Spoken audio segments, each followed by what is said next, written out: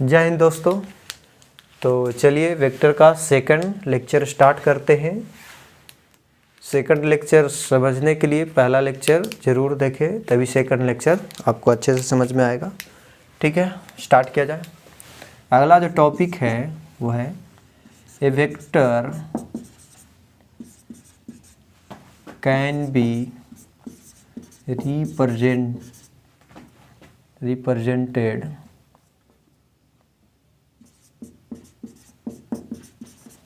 by an arrow।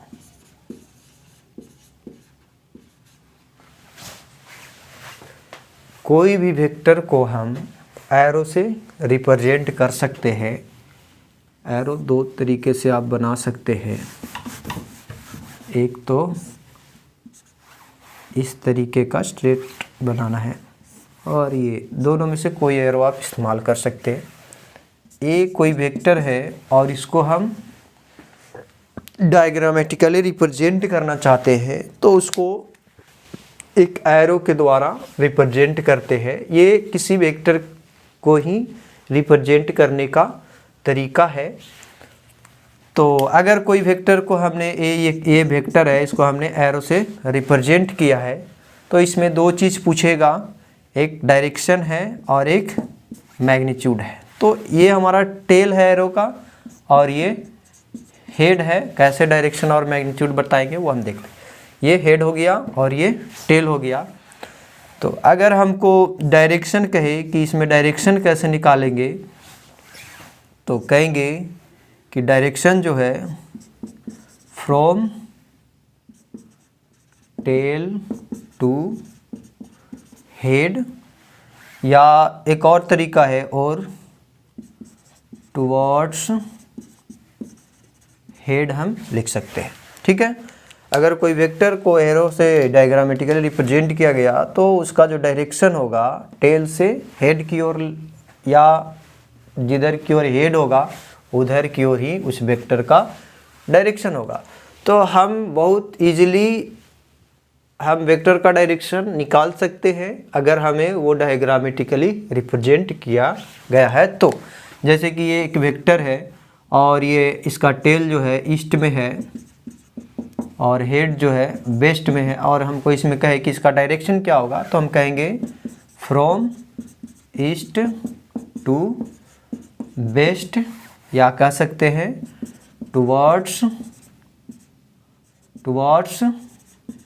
Waste.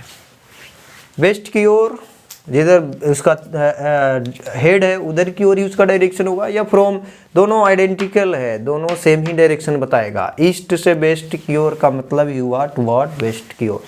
तो दोनों में से किसी तरीके से हम डायरेक्शन उसका बता सकते हैं। तो कोई भी वेक्टर हमारा एरो के रूप में रिप्रेजेंट किया हुआ तो उसमें हम वेरी इजीली हम उसका डायरेक्शन निकाल सकते हैं। दूसरा है मैग्नीट्यूड। अब मैग्नीट्यूड जो है इसमें हम थोड़ा समझेंगे।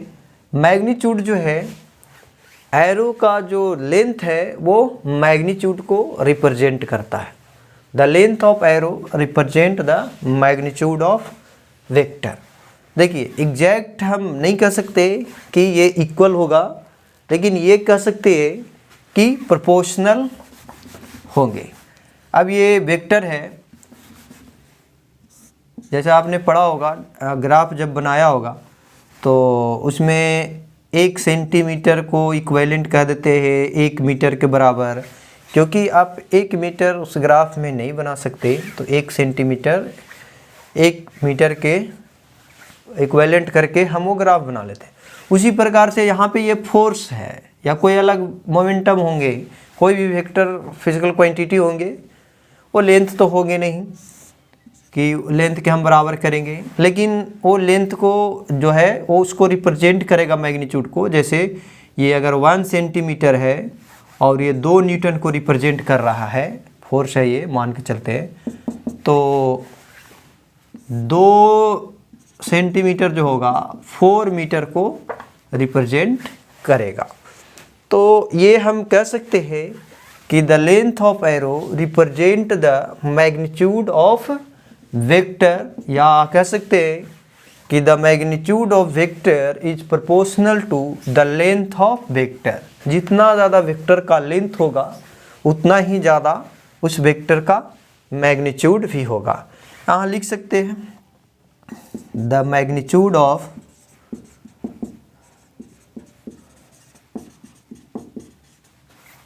is proportional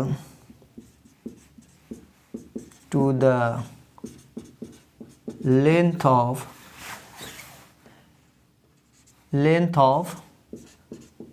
arrow। जितना ज़्यादा एरो का लेंथ होगा उतना ही ज़्यादा उस वेक्टर का मैग्नीट्यूड होगा। तो हम अगर कोई वेक्टर एरो के रूप में रिप्रेजेंट किया हुआ तो वेरी इजीली उसको दो चीज़ हम बता सकते हैं, और वेक्टर है तो दो ही चीज़ हमसे जनरली पूछा जाएगा। डायरेक्शन, तो डायरेक्शन आपने देखा फ्रॉम टेल टू हेड या टुवर्ड हेड बोल सकते हैं। मैग्नीट्यूड जो हो गया the magnitude of vector is proportional to the length of vector, यानी जितना ज़्यादा लेंथ उतना ज़्यादा मैग्नीट्यूड होगा। यानी सिंपली हम कह सकते हैं लेंथ जो है वो मैग्नीट्यूड को रिप्रेजेंट करता है। क्लियर। अगला जो टॉपिक है हमारा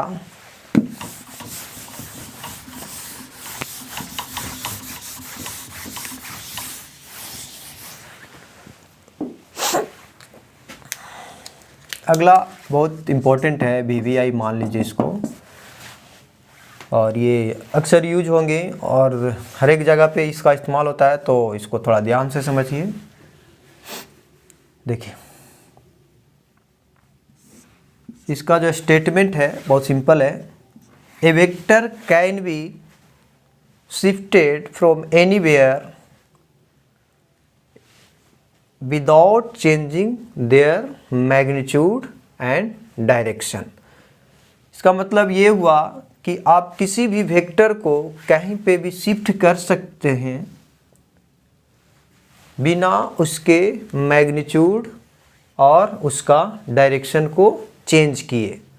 अब स्टेटमेंट लिख लीजिएगा, लिखेंगे तो थोड़ा समझाने में टाइम नहीं बचता, तो आप लिख सकते हैं, और नहीं तो मेरा नोट्स है वहाँ से आप ले सकते हैं, उसको वहाँ से आप लिख सकते हैं। तो हम कह रहे हैं कि कोई भी वेक्टर, जैसे ये वेक्टर ए है और इस वेक्टर को हमको कहीं पे भी ले जाना है, कहीं पे भी शिफ्ट करना है, तो आपको कंडीशन है और उस दो कंडीशन को फॉलो करना है। पहला कंडीशन ये हुआ कि इसको आप इसका आप मैग्नीट्यूड चेंज नहीं कर सकते। मैग्नीट्यूड चेंज नहीं कर सकते यानी कि इसका लेंथ आप चेंज नहीं कर सकते, क्योंकि लेंथ है जो मैग्नीट्यूड को ही रिप्रेजेंट करता है। दूसरा, ये जिधर की ओर होगा उधर की ओर ही बनाना है। अब इसको हम यहाँ पे शिफ्ट करना चाह रहे हैं, तो ऐसा कुछ बनाएंगे। लेंथ जितना है, जितना लंबाई का है उतना ही नाप के बनाएंगे, और ये डायरेक्शन देखो जिधर की ओर है उधर की ओर, तो ऑटोमेटिकली ये दोनों पैरेलल हो जाएंगे।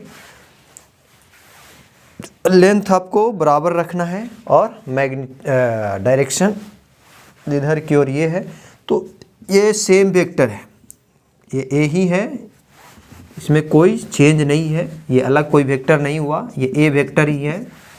तो कोई भी वेक्टर को अगर वो डायग्रामेटिकली रिप्रेजेंट है तो उसको आप कहीं पे भी ले जाएं without changing their magnitude and direction, ये अलाउ है और ये बहुत ही यूज होगा। ये करना पड़ेगा बार बार आपको। आगे हम इसको देखेंगे, इधर उधर हमको वेक्टर को शिफ्ट करना पड़ता है, तो यहाँ पे भी ले जा सकते हैं, और ये ऑटोमेटिकली देखिए पैरेलल है और ये ए ही रहेगा। जब तक इसका मैग्नीट्यूड और डायरेक्शन नहीं चेंज होगा तब तक हम कहेंगे वो सेम वेक्टर है। जैसे कि स्केलर, कोई भी चीज़ जैसे स्केलर ही है, तो स्केलर को आप चेंज करना चाहते हैं, चूँकि स्केलर में सिर्फ मैग्नीट्यूड है तो हम उसका मैग्नीट्यूड को चेंज करके उसको चेंज कर सकते हैं। अगर आप चाहते हैं कि वो स्केलर अनचेंज्ड रहे तो उसका हम मैग्नीट्यूड को चेंज नहीं करेंगे। जैसे ये मास है 2 kg है और 2 kg को हम चेंज नहीं करना चाहते मास को, तो 2 ही kg रखेंगे। 2 घंटा के बाद भी पूछे तो 2 ही kg रहे, तो हम कहेंगे कि ये चेंज नहीं हुआ, अनचेंज्ड है। दूसरा, अगर यही इसको हम चेंज करना चाहते हैं तो 2 kg की जगह 3 kg कर दिए तो कहलाएगा ये चेंज हो गया। तो स्केलर है तो उसका सिंपली मैग्नीट्यूड पे डिपेंड करता है कि वो चेंज हुआ कि नहीं। अगर आप मैग्नीट्यूड चेंज कर देते हैं तो स्केलर चेंज हो गया, और उसका नहीं चेंज कर रहे हैं मैग्नीट्यूड तो वो अनचेंज रहा। उसी प्रकार से अगर वेक्टर को चेंज करना है तो वेक्टर में चूंकि दो चीज़ होता है तो दोनों चीज़ को आपको, अगर वेक्टर को अगर आपको चेंज नहीं करना है तो ये दोनों को कांस्टेंट रखना पड़ेगा। जैसे कि मैग्नीट्यूड हो गया और डायरेक्शन, तो ये दोनों अगर कांस्टेंट रहे तो जैसे ये पार्टिकल पे, यहाँ पे ये पार्टिकल है और इस पे फोर्स लगा रहे थे 2 न्यूटन ड्यूइस्ट, 1 घंटा के बाद 2 ही न्यूटन ड्यूइस्ट लगाते रहे तो कोई दिक्कत नहीं है, वो सेम रह गया, चेंज नहीं हुआ। लेकिन अगर आप वेक्टर को मैग्नीट्यूड चेंज कर दें, 2 न्यूटन के जगह पे 4 न्यूटन कर दें, 4 न्यूटन अगर यहाँ पे कर दें तो ये ज़्यादा तेज़ी से एक्सेलरेट होगा, यानी ज़्यादा तेज़ी से ये अपना वेलोसिटी चेंज करेगा। यानी ये वेक्टर चेंज हो गया, ए अब ए नहीं रहा, ए डैश कुछ अलग हो गया। 2 न्यूटन के जगह 4 न्यूटन कर दिए, मैग्नीट्यूड चेंज किए, डायरेक्शन अगर सेम भी रखते हैं ड्यू ईस्ट, फिर भी हम कहेंगे ये ए नहीं रहा, क्योंकि यहाँ पे ये जिस पे लगेगा इससे ज़्यादा तेज़ी से वो ऑब्जेक्ट मूव करेगा, या वो ज़्यादा तेज़ी से वो ऑब्जेक्ट एक्सेलरेट करेगा। अगर आप, चलिए ठीक है, मैग्नीट्यूड नहीं चेंज करते, डायरेक्शन ही चेंज कर देते, ड्यू वेस्ट कर दे, तो ये ईस्ट है, ईस्ट की ओर जा रहा था, अब ये वेस्ट में जाएगा, जस्ट अपोजिट जाने लगेगा। इसका मतलब ये हुआ कि ये वेक्टर चेंज हो गया। यानी आप कोई भी चीज़ चेंज करें, जैसे मैग्नीट्यूड चेंज करें फिर भी वेक्टर चेंज हो गया, डायरेक्शन अगर आप चेंज करते हैं तो भी वेक्टर चेंज हो गया। तो आप दोनों में से कोई भी चीज़ चेंज करेंगे वेक्टर के केस में तो वो वेक्टर चेंज्ड हो जाएगा। दोनों चेंज करेंगे और अच्छी बात है, और ज़्यादा चेंज होगा। ये 4 न्यूटन कर दिए, डायरेक्शन भी चेंज करिए, एक्सेलरेट भी ज़्यादा तेज़ी से होगा, और ये डायरेक्शन भी उल्टा दिशा में चलेगा। तो कहने का मतलब ये हुआ कि अगर आप इसको चेंज नहीं करना चाहते तो मैग्नीट्यूड और डायरेक्शन दोनों कांस्टेंट रखें, चेंज नहीं करना है तो वो अनचेंज रहेगा। अगर आप इसको चेंज करना चाहते हैं तो कोई एक को चेंज कर दे या दोनों ही चेंज कर दें तो भी वो चेंज कहलाएगा। यहाँ पे वही है, अगर आप इसका मैग्नीट्यूड चेंज नहीं कर रहे और डायरेक्शन भी चेंज ही नहीं कर रहे तो ये वेक्टर तो अनचेंज रहेगा ही। सिर्फ हम शिफ्टिंग की है, यहाँ से यहाँ लाएँ। अब इस पे फोर्स हम ऐसे इधर की ओर पूरब की ओर लगा रहे थे, यहाँ पे इसको यहाँ पे ला के पूरब की ओर लगा रहे हैं, कोई फर्क नहीं पड़ेगा, ऑब्जेक्ट पूरब में ही जाएगा यानी ईस्ट में ही जाएगा, और वो उतना ही तेज़ी से जाएगा क्योंकि हमने दोनों में से कोई चीज़ को चेंज ही नहीं किया, है कि नहीं। तो ये हमेशा इस्तेमाल होगा, आपको वेक्टर को शिफ्ट करना होगा, और इसको हम आगे और देखेंगे। अब अगला जो टॉपिक है हमारा,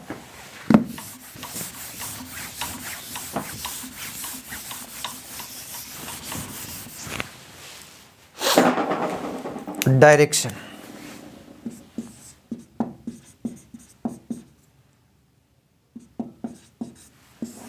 ये डायरेक्शन, क्योंकि हम वेक्टर पढ़ रहे हैं तो बिना डायरेक्शन अच्छे से जाने हुए, ये बहुत सिंपल है, बेसिक है, लेकिन आप नहीं समझ सकेंगे तो दिक्कत होगा।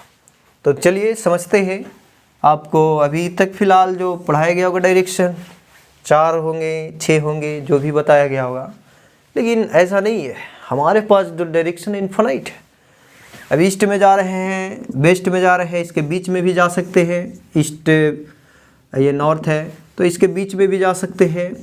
ये अगर तुम कहोगे कि हम इसका पूछे कि इसका क्या डायरेक्शन है तो आप कहिएगा बिटवीन नॉर्थ एंड ईस्ट।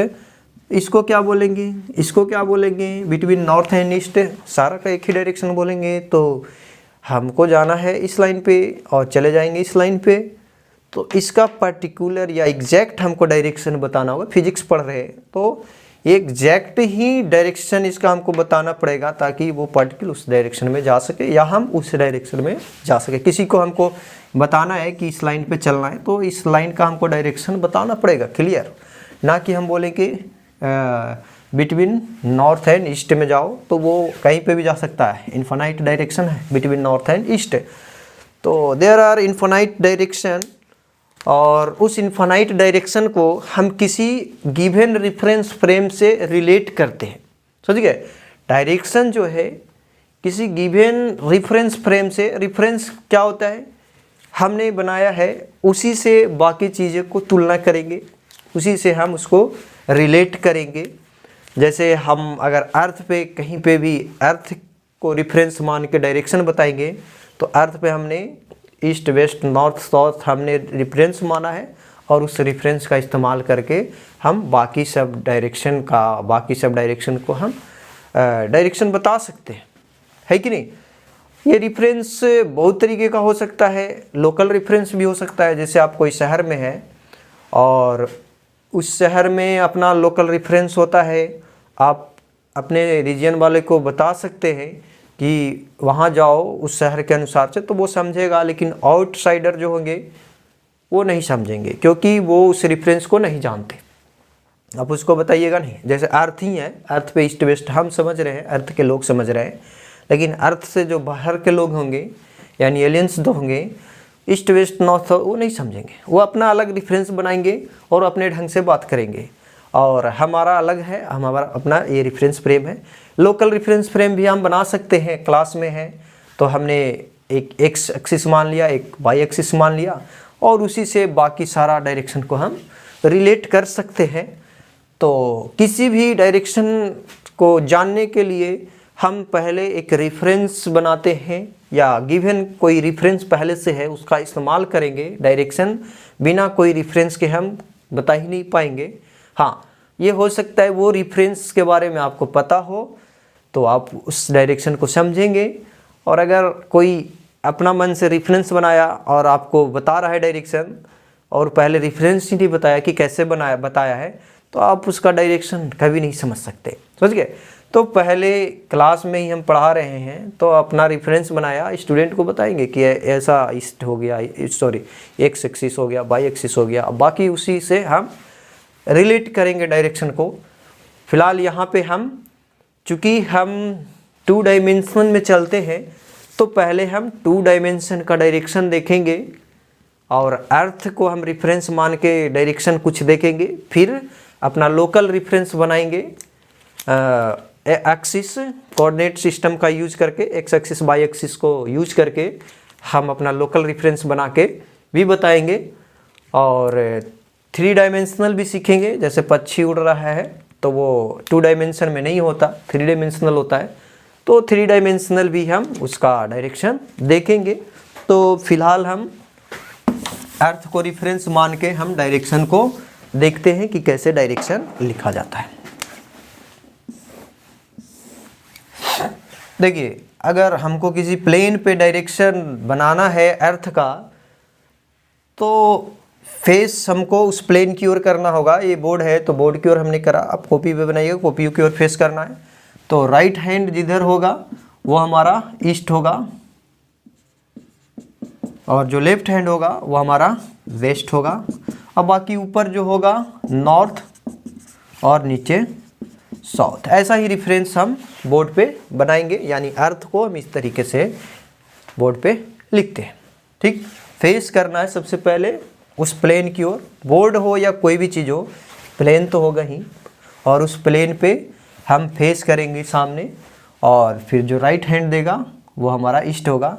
ये बोर्ड का जो ईस्ट वेस्ट नॉर्थ साउथ है वह actual east west north south से मैच नहीं करेगा, तो ऊपर नॉर्थ थोड़े होता है कि नहीं। लेकिन आपको यहाँ पे ऐसे ही हमने माना है तो ऐसे ही समझना है। क्लियर? बोर्ड पे कुछ अलग रहेगा। अब बोर्ड कैसे ओरिएंट है उसके अनुसार से वो ईस्ट वेस्ट नॉर्थ साउथ होगा।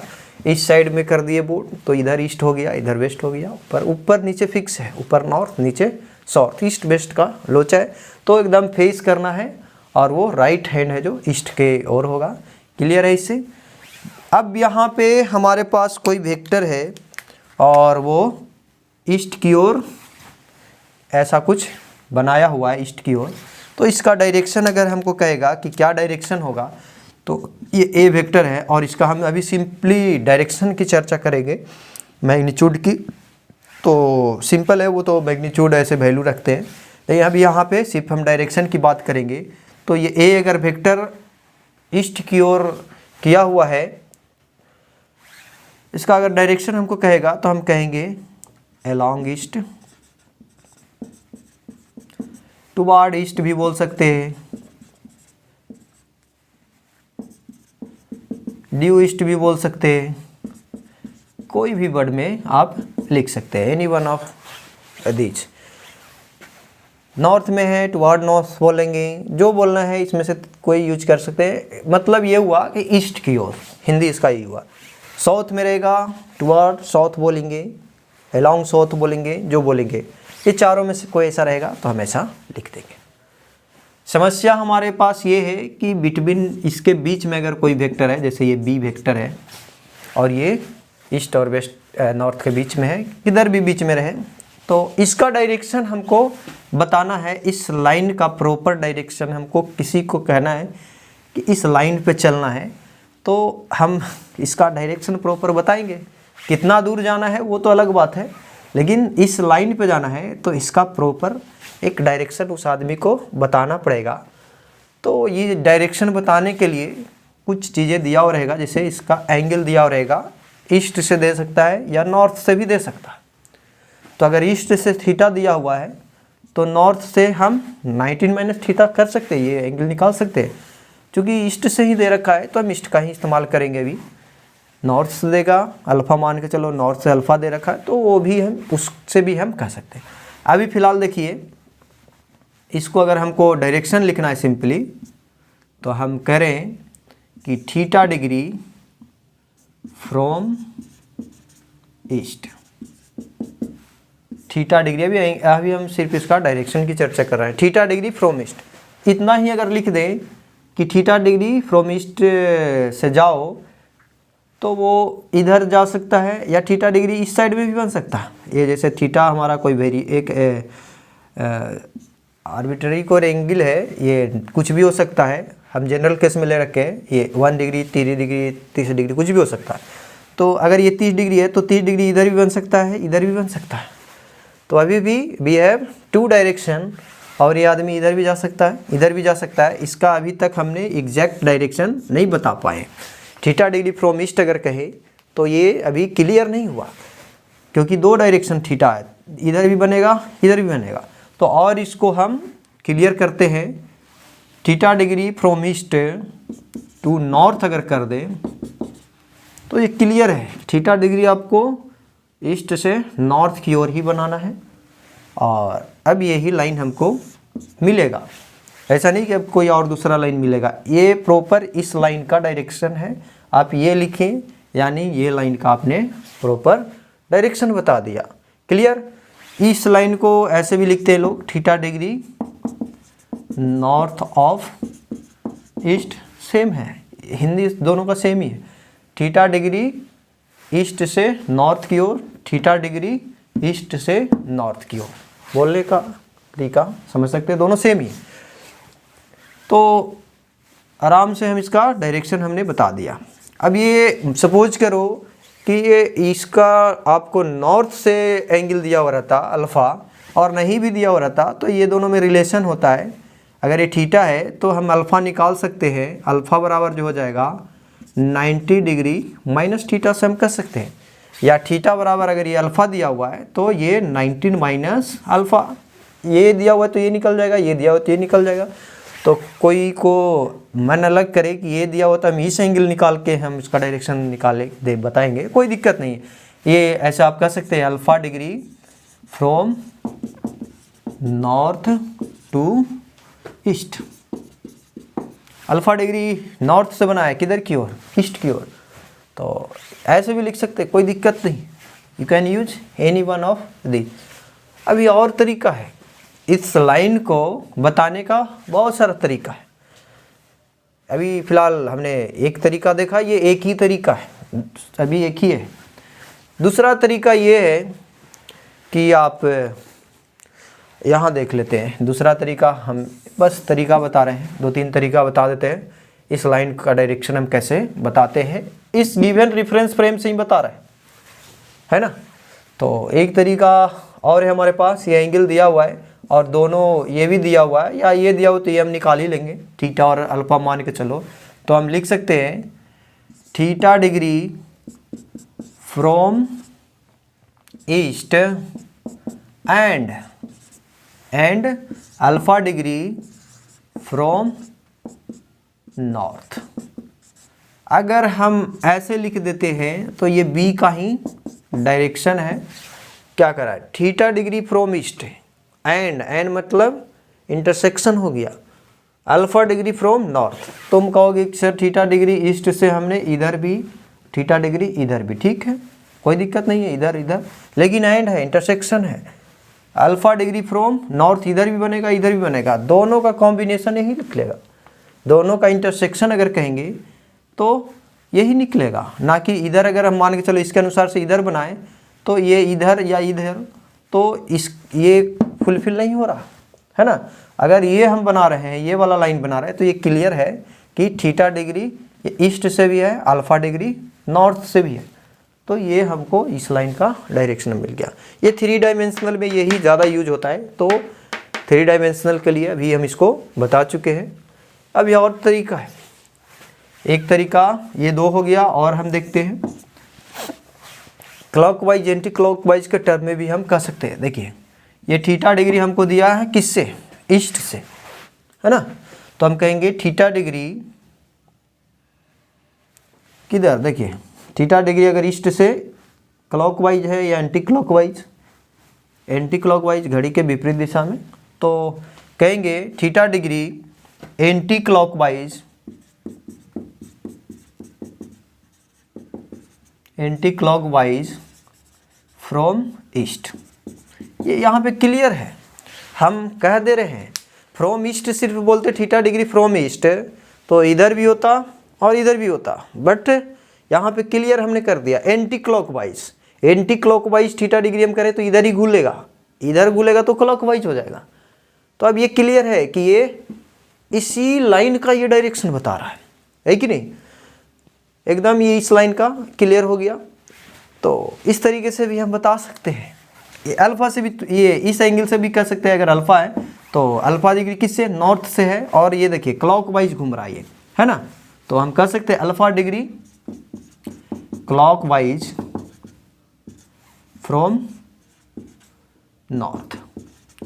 तो क्लियर है, किसका डायरेक्शन मिल गया हमको, इस लाइन का। ये जो बी वेक्टर है, उस बी वेक्टर के जो लाइन है उसका हमने डायरेक्शन बहुत तरीके से बताया। एक तो है कि आप ये कह दीजिए कि theta degree from east to north, यही मिलेगा, या अल्फा डिग्री, अल्फा अगर अल्फा दिया हुआ है तो alpha degree from north to east, इसी लाइन का डायरेक्शन हुआ। या दोनों को दोनों रूप में लिख सकते हैं, थीटा डिग्री फ्रॉम ईस्ट, एक अकेला लिखेंगे तो सही नहीं होगा क्योंकि 2 डायरेक्शन मिला, एंड इंटरसेक्शन हम कर दें अल्फा डिग्री फ्रॉम नॉर्थ, ये लाइन मिल गया। या ये बहुत अच्छा चीज़ है, ये सबसे मस्त है डायरेक्शन के लिए। ऐसे कोई भी दिया हुआ रह सकता है किताब में, तो समझने के लिए है कि क्वेश्चन में ऐसा कुछ रहे तो कोई सा भी रहे आप समझ जाइएगा कि किधर की ओर डायरेक्शन दिया हुआ है। ये मस्त है। आप ये थीटा डिग्री अगर ईस्ट से दिया हुआ था, क्लॉकवाइज है या एंटी क्लॉकवाइज, चूँकि ये एंटी क्लॉकवाइज है, यहाँ पे सिर्फ एंटी क्लॉकवाइज लिख लिए और फ्रॉम ईस्ट ही कर रहे हैं अकेला, तो यही लाइन मिलेगा। क्लॉकवाइज करते तो इधर की ओर थीटा डिग्री इधर मिलता, तो एंटी क्लॉकवाइज क्लॉकवाइज करके हम इसका प्रॉपर डायरेक्शन बता सकते हैं, है ना। ये नॉर्थ से कहेगा तो नॉर्थ से देखो अल्फा डिग्री हमने माना है, तो ये नॉर्थ इधर की ओर क्लॉकवाइज ही घूमेगा, ऐसे घूमता है घड़ी की दिशा की ओर, तो अल्फा डिग्री क्लॉकवाइज हम कह दें तो हमको आराम से इसका डायरेक्शन मिल गया। तो this all are use for represent the direction of any line और एनी वेक्टर। आप किसी का भी इस्तेमाल करके उसका डायरेक्शन लिख सकते हैं। आपको मान के चलिए कि एरो के रूप में रिप्रेजेंट कर दिया और उसका कहेगा कि डायरेक्शन बताइए, तो आप किसी का भी इस्तेमाल करिए, आपका कोई दिक्कत नहीं है कि नहीं। तो आप एक क्वेश्चन बनाइएगा और पॉज करके सारा डायरेक्शन का इस्तेमाल करिए फ़िलहाल, ताकि क्लियर रहे। और हम एक क्वेश्चन दे देते हैं, ऐसा कुछ है,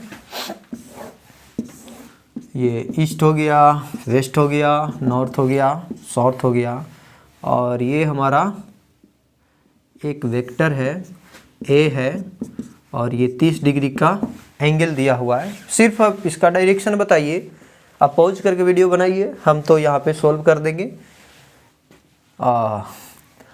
और मैच कर लीजिएगा बनाने के बाद। तो इसका देखिए बहुत तरीका हमने बताया। ऐसा सिंपली इसको हम लिखें तो पहला जो तरीका था, ऊपर से हम लिखते हैं, पहला जो तरीका था हम कहेंगे 30 डिग्री फ्रॉम किससे, ईस्ट से है, फ्रॉम ईस्ट टू साउथ। ये ईस्ट आप फुल लिख लीजिएगा, शॉर्ट में लिख रहे हैं, हो गया। या इसको ऐसे भी लिखते हैं, सेम है, 30 degree south of east, south of east ऐसे भी लिख, ये दोनों लाइन सेम है, इंग्लिश आप समझते होंगे। ये दोनों में से कोई एक, ये एक ही तरीका हो गया। ये अगर 30 है तो ये ऑटोमेटिकली हमारा 60 हो जाएगा, 90 माइनस। तो कोई ऐसे भी लिख सकता है 60 degree from south to east, ये लिख सकते हैं, कोई दिक्कत नहीं। और ये सारा एक ही तरीका हुआ है कि नहीं। कोई भी यूज करिएगा, सेम पैटर्न है, कोई दिक्कत नहीं है। हाँ, इधर से कहें आपको कुछ तूफानी सूझ रहा है, ये दिया हुआ तो ये नहीं करके ये निकाल के बताना चाहते हैं, कोई दिक्कत नहीं, आप बता सकते हैं। लेकिन ये तरीका सेम ही है। दूसरा तरीका जो हम कहेंगे वो बोलेंगे 30 degree from east and, intersection लगेगा, एंड 60 डिग्री फ्रॉम साउथ। दोनों से इंटरसेक्शन हो गया, यानी यही लाइन मिलेगा 30 डिग्री फ्रॉम ईस्ट, ईस्ट से इधर भी बनेगा, इधर भी बनेगा 30 डिग्री, दो लाइन मिलेगा, इधर भी मिलेगा इधर। लेकिन and 60 degree from south, 60 degree तो इधर भी जाएगा, इधर भी जाएगा, लेकिन कॉमन जो आएगा यही आएगा, ना कि ये दोनों में से कोई अगर लेंगे तो वायलेशन करेगा किसी एक को। तो ये है तो ठीक है, तो ये भी रिप्रेजेंटेशन एक है, कोई दिक्कत नहीं। तीसरा जो है हमने कहा, या आप कहेंगे 30 डिग्री किससे, ईस्ट से बना रहा है, क्लॉक वाइज या एंटी क्लॉक वाइज हम कर दें। 30 डिग्री इधर घूम रहा है, ये क्लॉक वाइज, ऐसे ही घड़ी घूमता है, तो हम कहेंगे 30 degree clock wise from east. अभी क्लियर है, हमने सिर्फ क्लॉक वाइज ये लगा दिया। अगर क्लॉक वाइज नहीं लगाते, 30 डिग्री फ्रॉम ईस्ट कहते तो इधर भी, लेकिन क्लॉक वाइज लगा दिए तो कंफर्म है कि क्लॉक वाइज घड़ी तो इधर ही घूमेगा, तो यही लाइन हमको मिलेगा। कोई ऐसे भी कह सकता है, ये सेम पैटर्न है, 60 डिग्री एंटी क्लॉक वाइज, इससे देखिए इधर क्यों, तो एंटी क्लॉक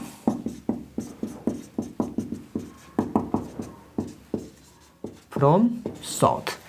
तो इस तरीके से आप डायरेक्शन बता सकते हैं, and you can use any one of this, और कैसा भी रहेगा आप बनाइएगा। ऐसा एक वेक्टर है और ये 45 डिग्री है, ऐसा एक वेक्टर है और ये 60 डिग्री है। आप बना के कमेंट में ये लिखिएगा तो हम देखेंगे। क्लियर। तो ये हो गया 2 डायमेंशनल अर्थ के रेफरेंस मानते हुए, और कुछ और इसमें है जो समझ जाइए, क्योंकि किताब में अगर ऐसा कुछ दिया हुआ रहेगा तो आप उसको समझिएगा, समझना ज़रूरी है।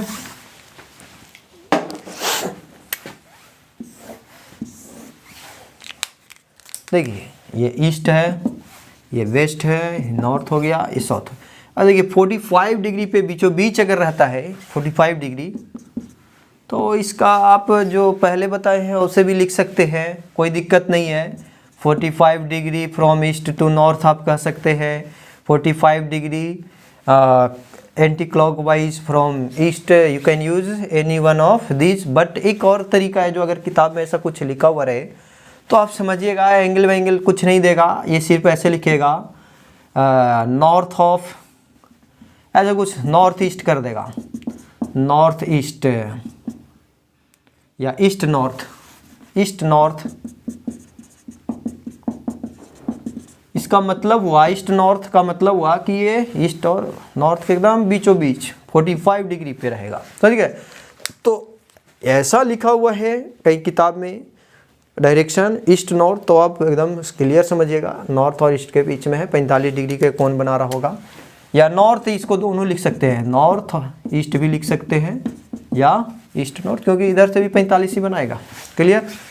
ऐसा कुछ है बीच में, तो ये हो गया 45 है, तो हम कहेंगे साउथ ईस्ट या ईस्ट साउथ। ये एक तरीका हुआ, बीचों बीच में रहेगा तभी ये लिखेंगे, ऐसा नहीं कि किसी और के लिए लिखेंगे। ठीक, 45 डिग्री पे रहेगा तो ही हम इसको ये वाला डायरेक्शन लिखते हैं, और बाकी जो हमने इसको भी उस तरीके से लिख सकते हैं, कोई दिक्कत की बात नहीं है। अब ये तो हो गया अर्थ को रिफरेंस हमने मान के सारा डायरेक्शन का चर्चा किया है, और अभी हम लोकल रेफरेंस बनाएंगे। अब क्लास में है तो क्लास में लोकल रेफरेंस बनाएंगे, कोऑर्डिनेट सिस्टम का इस्तेमाल करेंगे। एक्सिस आप पढ़े होंगे, ये एक्स एक्सिस हो गया और ये वाई एक्सिस मानेंगे, ये एक्स और ये वाई कोई भी मान सकते, इसको भी एक्स मान सकते, कोई दिक्कत नहीं। और इधर इसके अपोजिट जो हो गया एक्स डैश एक्सिस बोलते हैं, या negative axis minus x axis, दोनों में से ये वाई डैश एक्सिस और ये या तो माइनस वाई एक्सिस, है ना। तो हमने अपना क्लास का ऐसा कुछ मान लिया, कहा दिया इधर एक्स एक्सिस है इधर वाई, जैसे क्लास है इधर हमने वाई मान लिया, इधर एक्स मान लिया, और इसके इधर जो हो गया माइनस एक्स हो गया, और इसके इधर माइनस वाई। अब ये यहाँ से ये वहाँ कोई बच्चा बैठा हुआ है तो देखेंगे कितना डिग्री पे एक्स एक्सिस से बैठा हुआ है, तो इसी से हम रिलेट कर देंगे उसका डायरेक्शन। तो अगर सपोज करो कि एक्स एक्सिस में ही है कोई वेक्टर ऐसा ए है और ये एक्स एक्सिस में है, तो जैसे हमने अर्थ के रिफरेंस माना था उसमें क्या था, इसी तरीके से यहाँ पे अलोंग एक्स एक्सिस ऐसे कुछ लिखेंगे, toward x axis due x axis जो लिखना है। माइनस एक्स एक्सिस की होगा along minus x axis, y axis होगा अलोंग वाई एक्सिस, बीच में रहेगा तो उसी तरीके से इस्तेमाल करना है। अब ये मान के चलो थीटा डिग्री है, और इसमें क्लॉकवाइज एंटी क्लॉकवाइज बहुत अच्छा होता है यूज करके, और जैसे उसमें भी किए वहाँ पे ईस्ट था, यहाँ पे एक्स एक्सिस होगा, वहाँ पे वेस्ट था माइनस एक्स एक्सिस होगा, एकदम सेम उसी तरीके से आप कर सकते हैं। तो आप इसको लिख सकते हैं theta degree from x axis to y axis, ये आपको यही लाइन मिलेगा। या हम कह सकते हैं theta degree anti clockwise from x axis, ये सही है, ये मस्त है, इसको आप इसमें ज़्यादा यूज यही होता है, और कोई भी कर सकते हैं। बस यहाँ पे एक्स एक्सिस, वहाँ पे ईस्ट वेस्ट नॉर्थ साउथ, यहाँ पे x axis y axis minus x axis minus Y axis, आप कोई भी इस्तेमाल कर सकते हैं। और क्लॉकवाइज एंटी क्लॉकवाइज का, जैसे ये कोई वेक्टर है बी, ऐसा बी है, तो ये सब सपोज ये 60 डिग्री दिया हुआ है, तो इसका अगर हमको डायरेक्शन बताना है तो हम कहेंगे 60 डिग्री किससे बनाया, वाई से किधर क्यों, एंटी क्लॉकवाइज, है ना। तो कहेंगे anticlockwise from Y axis, clear. या इधर से भी हम कह सकते हैं ये 60 है तो ये 30 हो जाएगा, और इससे हो जाएगा 30 degree clockwise from minus x axis. देखो इस लाइन का आप एक्स एक्सिस से भी बता सकते हैं, ये एंगल आपको दिखाना पड़ेगा, ये 60 डिग्री हो गया और ये 90, तो कितना हो गया 150 बनाए एक्स एक्सिस से। तो आप इसको क्लॉकवाइज के टर्म में ऐसे भी लिख सकते हैं 150 डिग्री किधर, anti clockwise, anti clockwise from x axis, ठीक है। अब कह सकते हैं आप एंटी क्लॉकवाइज भी बता सकते हैं, ये वाला एंगल बता दीजिए 180 प्लस 30 कितना हो गया 210, तो आप कह सकते हैं 210 degree anti clockwise from x axis, तो यही लाइन मिलेगा। तो इस लाइन को आप जितने तरीके से बता सकते हैं सब तरीके से बता सकते हैं, कोई इससे भी बता सकता है ये 90 प्लस 30 करके, और ये clockwise from minus Y axis. तो you can use any one, clear. आपको बस ये करना है कि हम जो तरीका बताए उससे उसको स्पष्ट हो कि वो लाइन का वो डायरेक्शन बता रहा है।